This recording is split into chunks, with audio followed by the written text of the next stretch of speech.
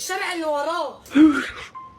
خدت الصدمة بقى، خدت الصدمة. القبض على سوزي الأردنية الشارع اللي وراه. سوزي الأردنية اتشهرت أو حصل موقف بينها وبين أبوها في لايف على التيك توك وطلع ترند ساعتها. يلا بينا نشوف. الشارع اللي وراه ده انا راح اعمل لك محضر.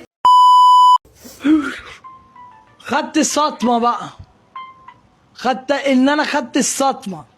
بسبب الترند ده سوسي الأردنية دخلت في قضية بسبب الألفاظ اللي قالتها لأبوها في اللايف. كان سبب الموضوع ده هو إن والدها خد فلوسها وراح اداها لإخواته وكان بيكلمها بطريقة مستفزة. سوزي الأردنية دخلت في مشاكلة معاه وحصل اللي حصل. طبعا الترند ده سمع في كل حتة وكان ترند كبير جدا لفترة كبيرة، وحصل ان الافلام كلها عملت على الترند ده في افلامها. يلا نشوف.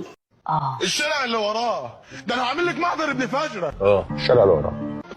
الشارع اللي وراه. احا عليا. الشارع اللي وراه. في الشارع اللي وراه. الشارع اللي وراه. الشارع اللي وراه.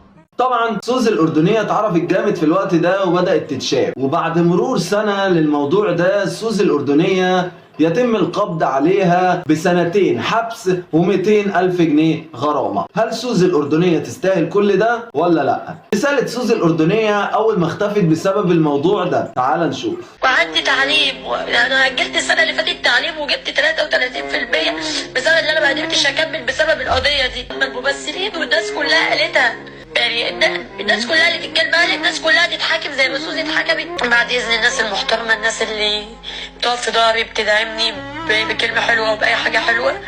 مش اهلي مش محتاجين ماديه او محتاجين اي حاجه من حد، اهلي بس محتاجين ان حد يبقى جنبهم وسند وظهر ليهم، لان انا كنت ولد وبنت واب واخت واخ وكل حاجه في البيت عندنا.